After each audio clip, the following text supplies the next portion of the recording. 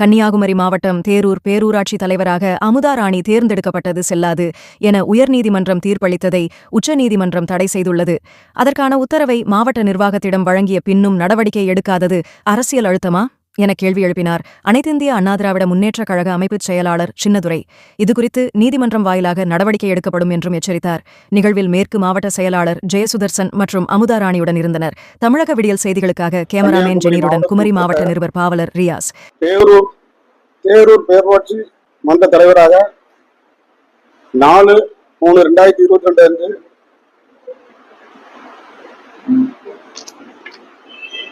பேரூராட்சி மன்ற தலைவராக அமுதா ராணி என்பவர் மக்களால் தேர்ந்தெடுக்கப்பட்டு வளர்ச்சி பணிகளை மக்களுக்கு என்னென்ன செய்ய வேண்டுமோ அதை தீவிரமாக களம்பாடி ஆற்றிய காரணத்தினால் ஒரு சிலர் கம்யூனிட்டி இவங்க ஷெட்யூல் காஸ்ட் இல்ல அப்படின்னு வழக்கு தொடர்ந்திருக்காங்க. ஆக்சுவலா இவங்களோட பிறப்பு இந்து தெய்வந்த குல வேளாளர் தான். இன்றைக்கு வரைக்கும் அந்த கம்யூனிட்டி சைட்டு ஒரிஜினல் சர்டிஃபிகேட் அவங்ககிட்ட இருக்கு. இவங்க அன்றைக்கு வார்டு கவுன்சிலர் தேர்ந்தெடுக்க போச்சுதான், அப்புறம் தலைவராக தேர்ந்தெடுக்க போச்சுதான், அன்றைக்கு அந்த சர்டிஃபிகேட்டை கரெக்டாக காட்டியிருக்காங்க. அன்றைக்கு அதை அப்ரிசியேட் பண்ணியிருக்காங்க. இவங்க இந்து தெய்வந்த குல வேளாளர் இன்றைக்கு வரைக்கும் இருக்காங்க. இவங்க திருமணமானவர் அவர் கிறிஸ்தவா இருக்கலாம், அதுக்கு இதுக்கு எந்த சம்பந்தமும் கிடையாது. இவங்க பிறப்போடு இவங்க இந்து தெய்வந்த குல வேளாளர் தான், அது தாழ்த்தப்பட்ட பட்டியல் தான் வருது. அதன் அடிப்படையில் அவங்க தேர்ந்தெடுக்கப்பட்டிருக்காங்க. ஒரு சிலர் அவங்க மேல உள்ள பொறாமையில அந்த உள்ளூர்ல ஒன்னு ரெண்டு பேர் இவங்களை பிடிக்காதவங்க இப்படி ஒரு வழக்கு தொடர்ந்துருக்காங்க. அந்த வழக்கு ஹைகோர்ட்ல ஒரு தீர்ப்பு வந்திருக்கு. அந்த தீர்ப்பை எதிர்த்து இவங்க சுப்ரீம் கோர்ட்ல அதை அப்பீல் செய்து தடையான பெற்றிருக்காங்க. ஹைகோர்ட் ஆர்டரை தடையான பெற்றிருக்காங்க சுப்ரீம் கோர்ட்ல. அதுக்கப்புறம் அந்த ஆர்டரை வாங்கி இந்த பேரூராட்சி மன்ற தலைவர் நம்முடைய மாவட்ட ஆட்சியர்களுக்கு ஒரு கடிதமும், ஏடி டவுன் பஞ்சாயத்து அவங்களுக்கு ஒரு கடிதமும் கொடுத்திருக்காங்க, இஓக்கும் கொடுத்திருக்காங்க, chief secretary, town panchayat director,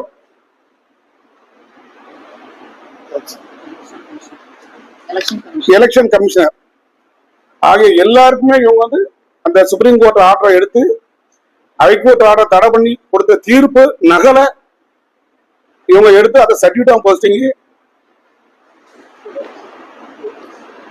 அதான் 4 வீக்ஸ்ல இவங்களுக்கு சுப்ரீம் கோர்ட் ஒரு டைரக்ஷன் கொடுத்துருக்காங்க. இவங்க உடனே அந்த பொறுப்பு ஏற்கணும்.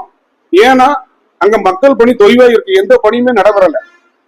மக்களால தேர்ந்தெடுக்கப்பட்டவங்க ஒரு சில வழக்கு கொடுத்துருக்காங்க. அந்த வழக்கை இவங்க கிளியர் பண்ணி நீங்க சுப்ரீம் கோர்ட்ல அதுக்கு தடையான பெற்று மாவட்ட ஆட்சித்தலைவர் உடனடியாக இதோட நடவடிக்கை எடுத்து இவங்க அந்த பொறுப்புல பேரூராட்சி தலைவராக செயல்பட அனுமதிக்குன்னு சொல்லியிருக்காங்க.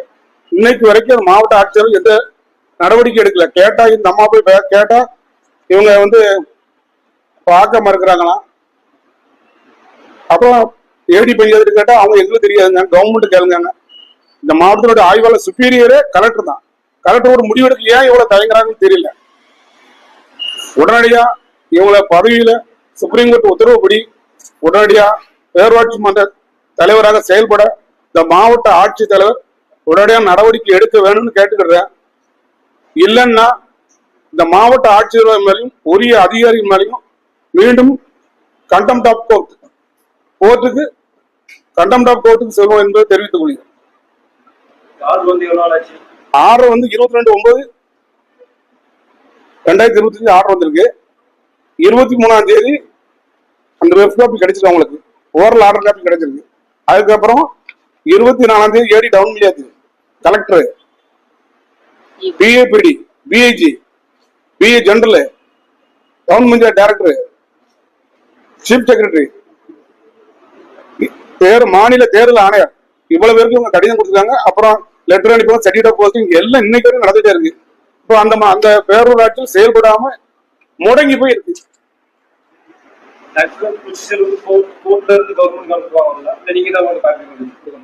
அதாவது சட்டப்படி ஆர்டர் நம்ம வாங்கிட்டோம்னா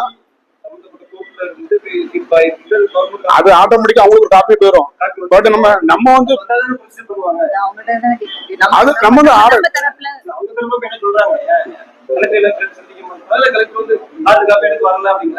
இல்ல அது எப்படி வரும்? வர்றதுக்கு நம்ம இது கொடுத்தாச்சு, செடிட்டர் காப்பியும் கையில கொடுத்தாச்சு, எப்படி வரலன்னு சொல்ல முடியுங்க? கோர்ட்ல ஒரு டைரக்ஷன் அந்த நிமிஷமா டைரக்ஷன் வந்துடும். கோர்ட்ல ஒரு ஆர்டர் போடுறாங்கன்னா அந்த டிபார்ட்மெண்ட் உடனடியே வந்துடும். இவங்க அதை வச்சுட்டு அவங்க இருக்கு இவங்க இருக்குன்னு எப்படி சொல்ல முடியும்? கலெக்டர் தானே நடவடிக்கை எடுக்கணும்.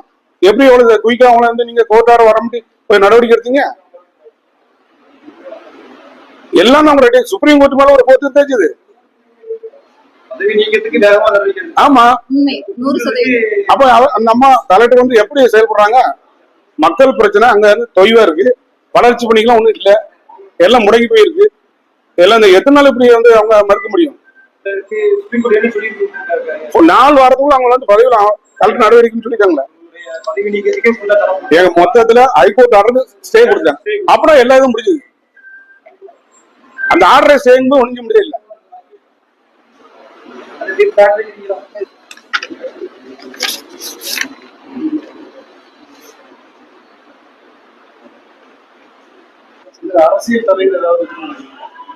அரசியல் தலைவர் இல்ல என்னன்னா, இந்த அம்மா பதவி நீக்கம் செஞ்சாங்கல்ல, பதவி நீக்கம் செய்யும் போது அப்பீலுக்கு டைம் இருக்கு. அதுக்கு மட்டும் இவங்க சார்ஜை ஹேண்டல் பண்ண லாக் பண்ணாங்கல்ல. இதெல்லாம் வேற ஒண்ணு இல்ல. ஒரு ஆணை கொடுத்து சுப்ரீம் கோர்ட் கலெக்டர் ஒரு இன்ஸ்ட்ரக்ஷன் கொடுத்த போது நீங்க அங்க பாருங்க இங்க பாருங்க ஒண்ணுமே இல்லை. இது ஈஸி மாதிரி. இதனால அந்த வளர்ச்சி பணிகள் எல்லாம் பாதிக்கப்பட்டிருக்கு. உடனே அந்த மாவட்ட ஆட்சியர் இந்த அம்மாவுக்கு பதவி பிரமாணம் பண்ணி வைக்கணும்னு தான் என்னுடைய வேண்டுகோள்.